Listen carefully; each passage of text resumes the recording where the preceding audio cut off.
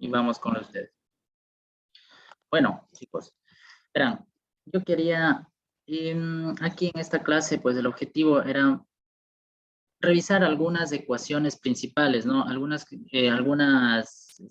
ecuaciones, vamos así, ¿sí? Para métodos.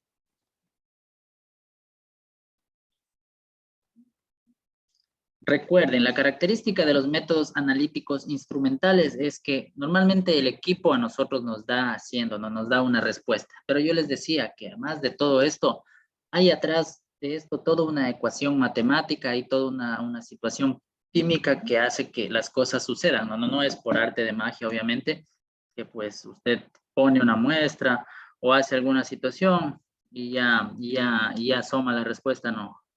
Entonces, vamos viendo aquí, verán. Por ejemplo, el principal que tenemos, o uno muy característico, es el potencial de hidrógeno. Este potencial de hidrógeno, también llamado pH, ¿sí? El pH, ¿sí? Lo que hace es medirnos o indicarnos, ¿sí? Las características iónicas que tiene, ¿no? El potencial de hidrógeno. Esto es una ecuación logarítmica. Por eso el pH se lo simboliza como menos el logaritmo de la concentración de H. Ahora usted dirá, ¿de dónde sale ese H? Lo que pasa es que cuando nosotros hacemos la hidrólisis o la descomposición, por llamarlo así, del agua, el agua normalmente va a presentar estos dos iones cuando se ioniza, cuando se disocia. Estos iones de aquí son los que tienen características ácidas y estos son los que le confieren la característica básica o alcalina. Básica o alcalina, ¿de acuerdo?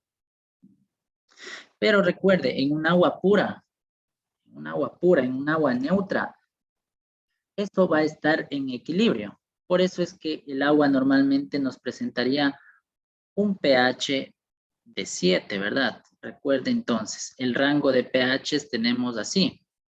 Desde 0 a 7 hasta 14. Esta parte es la considerada ácida y esta es la alcalina o básica. ¿De acuerdo? Entonces, cuando usted añade o cuando usted pone el electrodo para medir en una solución, en una muestra de agua, lo que le está midiendo es esto, este poder de ionización, de disociación. ¿Cuántos H's tiene? ¿Verdad? Esa solución, esa sustancia. ¿Ya? Por ende, si usted tiene una sustancia con muchos iones H y iones hidróneo que se llama, ¿verdad? ¿Qué pasará? Esa sustancia va a ser muy ácida, mientras que si la sustancia tiene muchos OHs, va a ser alcalina, o sea, me va a marcar por arriba de 7 el pH. ¿De acuerdo? Miren ustedes entonces. Eso es lo que ha sucedido, ¿no? Por eso es que la ecuación para el pH es menos el logaritmo de H. Pero resulta que hay algo más. Usted, aparte de medir el pH, podría medir el pOH también. Por lógica, entonces, sería menos el logaritmo de la concentración de OH. Pero usted no ha de haber escuchado el pOH, ¿verdad? Seguramente me atrevería a decir que es la primera vez que escucha, ni sabía que existe. Sí, porque no es muy utilizado el término pOH. Como que se estandarizó pH, entonces siempre lo usamos como pH. Pero existe el pOH también, claro. Si les estoy indicando acá que el agua presenta dos iones, iones H y iones OH. H positivos, ácidos, OH negativos, básicos. ¿Está entendido hasta ahí? ¿Tienen alguna pregunta? Sí. Sí está entendido. Ya, sigamos entonces. Yo tengo una relación aquí. pH más pOH, podemos decir que es igual a 14, que es mi límite, ¿no? ¿Ya? Por ende, por ejemplo, en sustancias ácidas, sí, cuando hay una disociación, yo puedo calcular, ¿no es cierto? ¿Cómo calculo? en ácidos y bases fuertes. Se los llama, verá, pondrá atención. Ácidos y bases fuertes son aquellos que se disocian totalmente. Es decir, por ejemplo, el ácido clorhídrico, él se disocia en H's positivos y cloros negativos. Esto de aquí, esto, es lo que me causa o me da el carácter ácido. O sea, un ácido es muy fuerte, no porque se mantiene como ácido, sino porque se disocia. No sé si me hago entender. O sea, tal vez ustedes no los conozcan, pero el ácido sulfúrico, ácido clorhídrico que estoy poniendo ahí, son ácidos fuertes que usted, si un poquito les llega a poner en contacto directo, se va a quemar sus dedos. Se ha de haber escuchado alguna vez que dicen que le han quemado con ácido a alguien, ¿no? Ya. Pero porque es un ácido fuerte, o sea, que se disoció totalmente. Al contrario, hay los ácidos y bases débiles. ¿Qué pasará con ellos? A ver si alguien me está atendiendo. Si los ácidos fuertes se disocian totalmente, ¿qué pasará con los débiles? ¿Se hacen fuertes? No. Un ácido es fuerte porque se disocia totalmente. Entonces, un ácido, ¿por qué será débil? Es fuerte. No. No me están entendiendo, ¿verdad? Cuando no Que se se disocia, disocia entonces del no se ve más. componente. Mire, Lenin aprueba el semestre porque estudió. Perdón, Jonathan. Jonathan no aprueba el semestre, ¿por qué? No probó. Que no estudió. Ya, entonces, el ácido fuerte se disocia. El otro es débil porque no se disocia. Por eso, ácido acético, vinagre, por ejemplo, usted en la comida hasta nos comemos, no se quema, porque es un ácido débil, pero le estoy explicando químicamente por qué es débil, por este detalle que le estoy tratando de graficar aquí. Por ejemplo, ¿no? Este es ácido clorhídrico.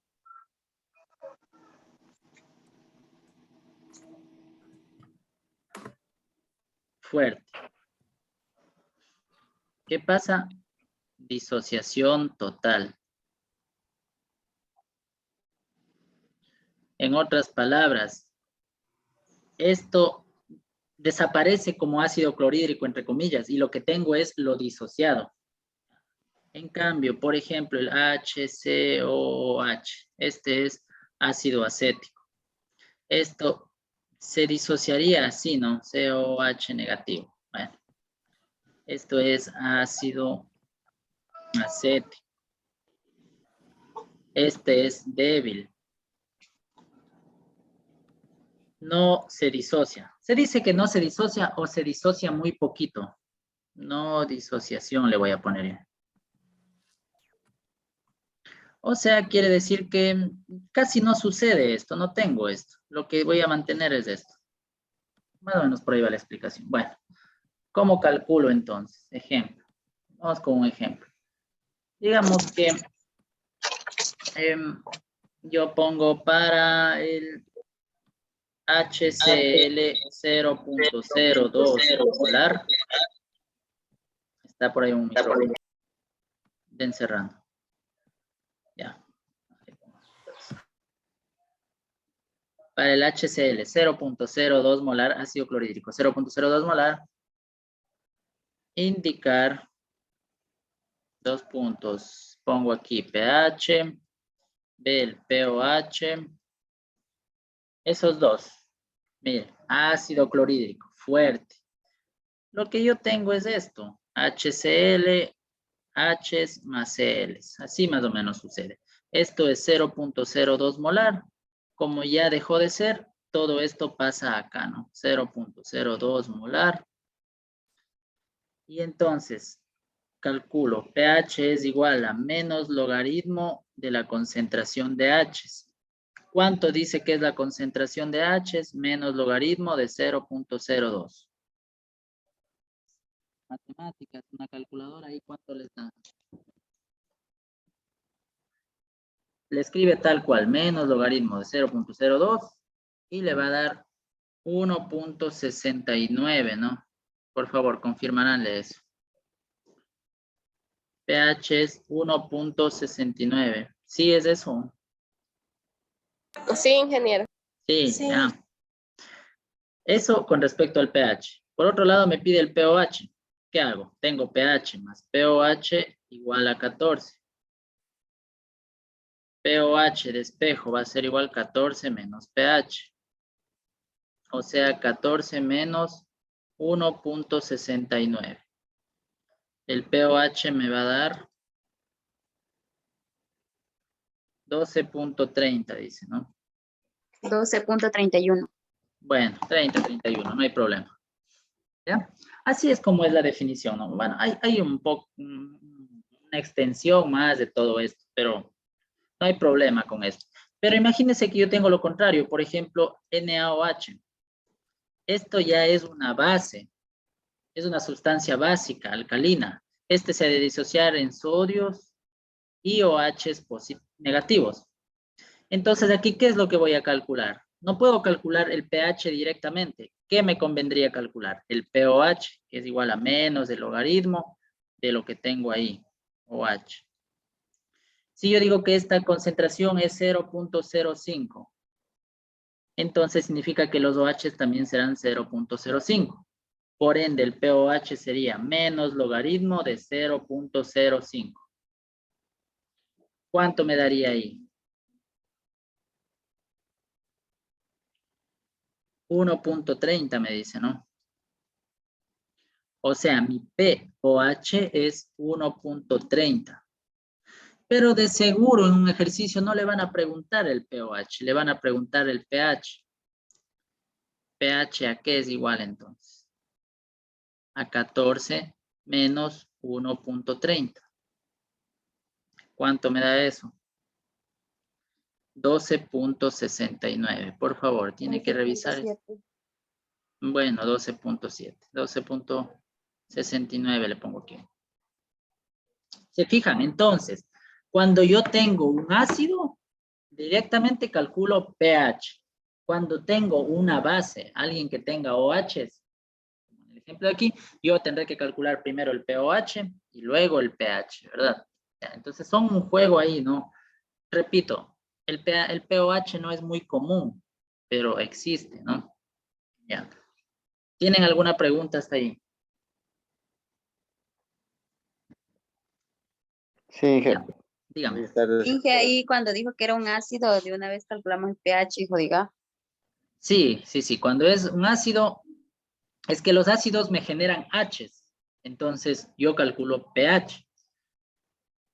Las sustancias alcalinas o básicas me generan OHs, como es el de aquí. Mira, esto es una sustancia, esto es alcalino. O básico, ¿no es cierto? Como quiera llamarlo. Entonces, yo calculé primero el pOH. ¿Por qué? Porque lo que me genera son OHs, la disociación. En cambio acá, yo tengo un ácido.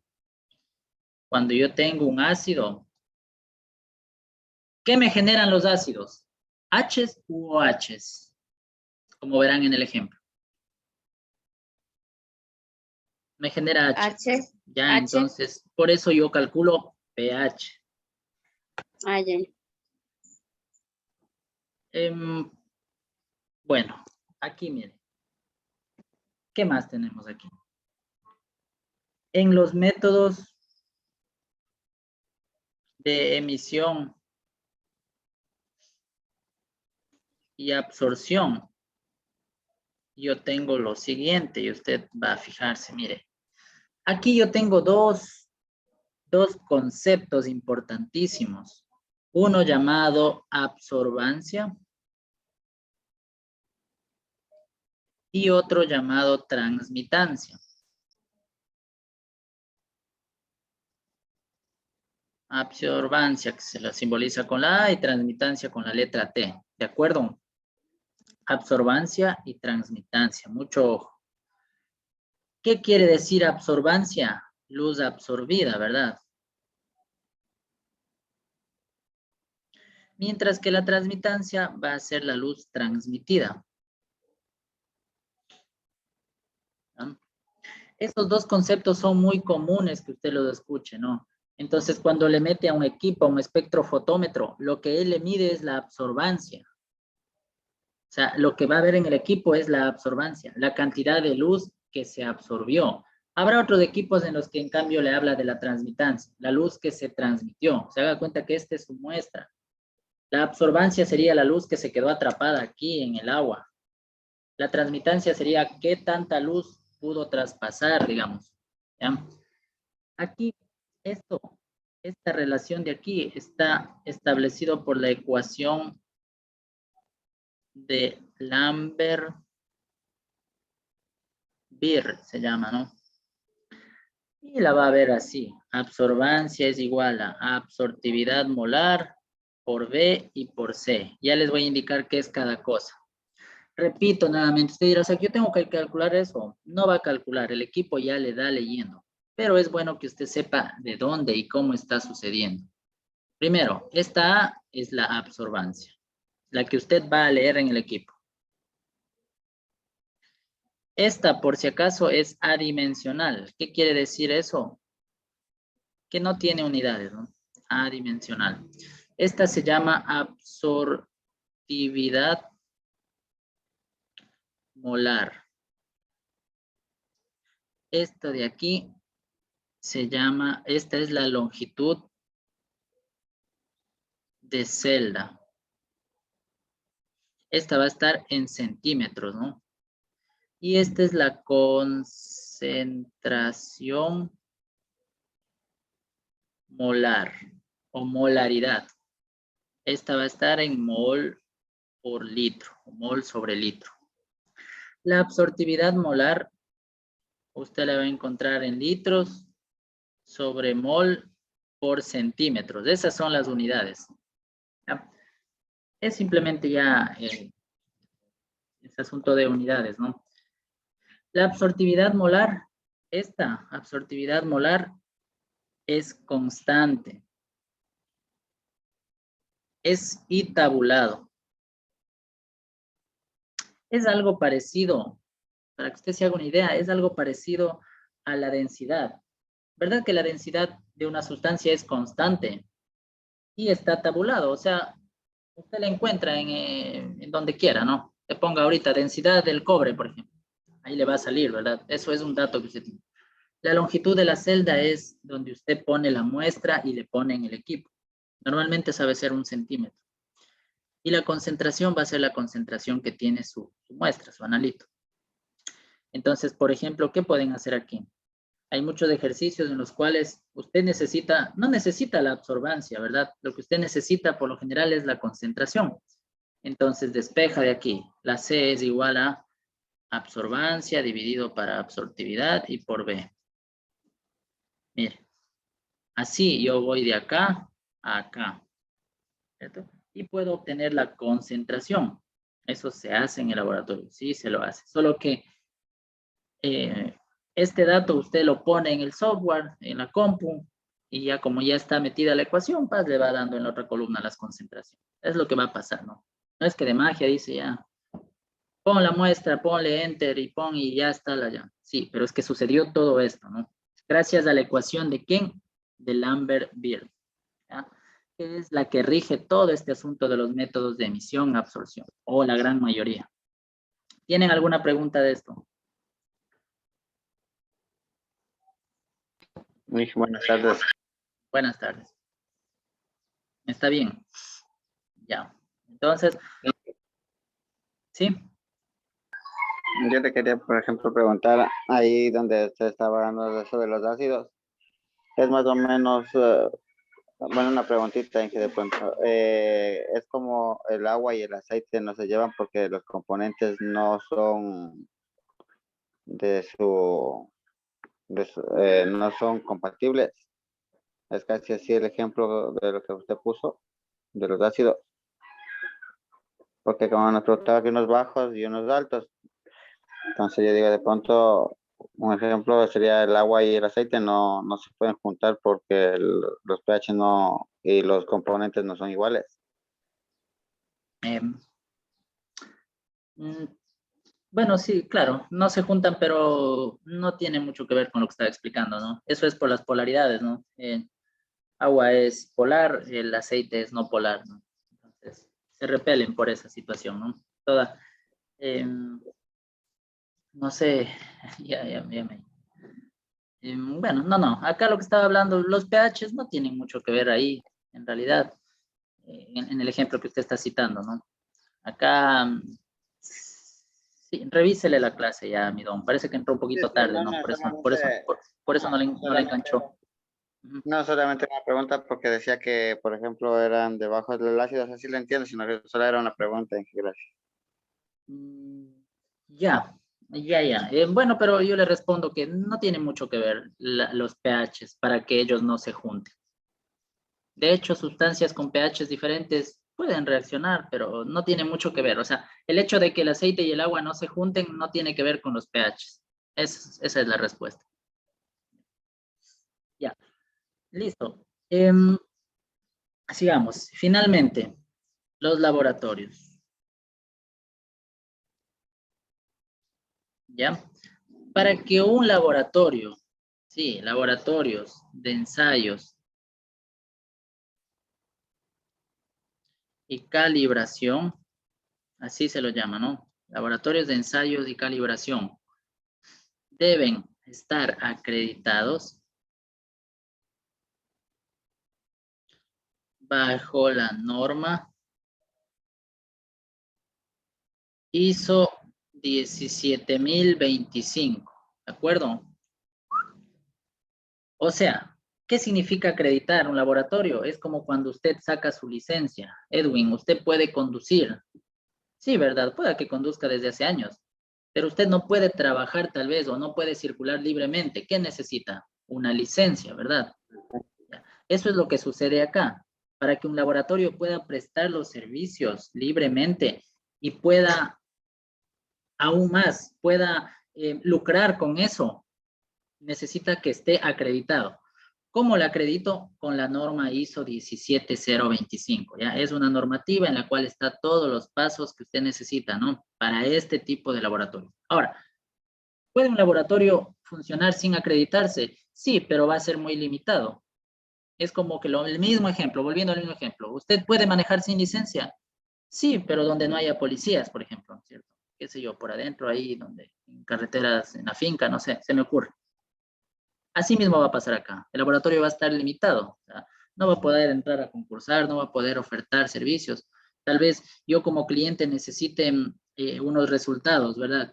Y qué sé yo, para mí solo sean para mis estudios universitarios. Ya, entonces tal vez sí, yo solo necesito saber qué concentración tengo ahí del metal cadmio y calcio, ya, para mi tesis. Entonces puedo realizarlo en un laboratorio no acreditado, porque esos son los fines, hasta ahí nada más. Pero ¿qué tal si yo necesito para una investigación o para mi trabajo ya? Entonces, seguramente necesitaré que esté acreditado, ¿ya? ¿Cuál es la norma? La ISO 17025. ¿Cuál es el organismo encargado de acreditar? Se llama SAE, ¿eh? Que es el Servicio de Acreditación Ecuatoriana.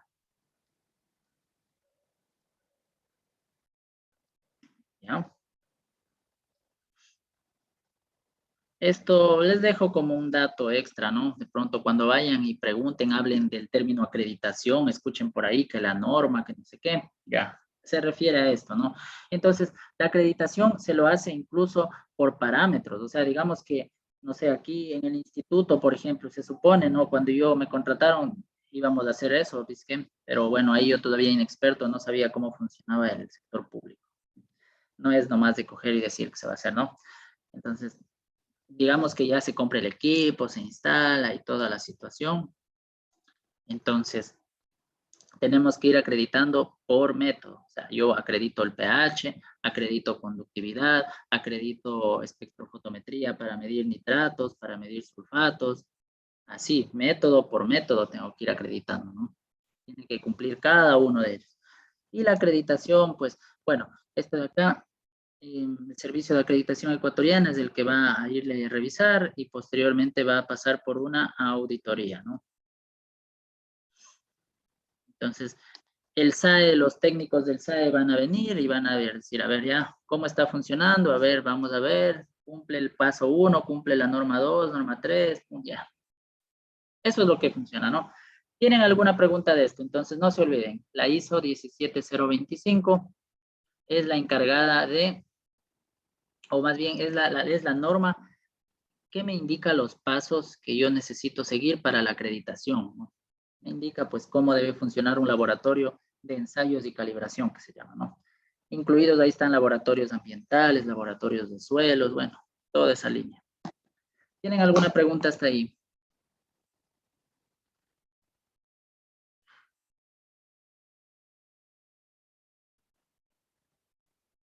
No, ingeniero. Estamos bien.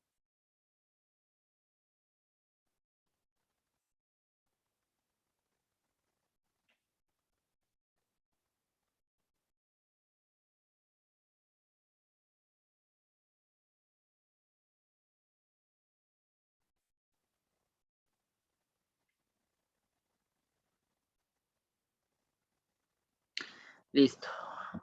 A ver, ahora sí la persona que estaba pendiente, vamos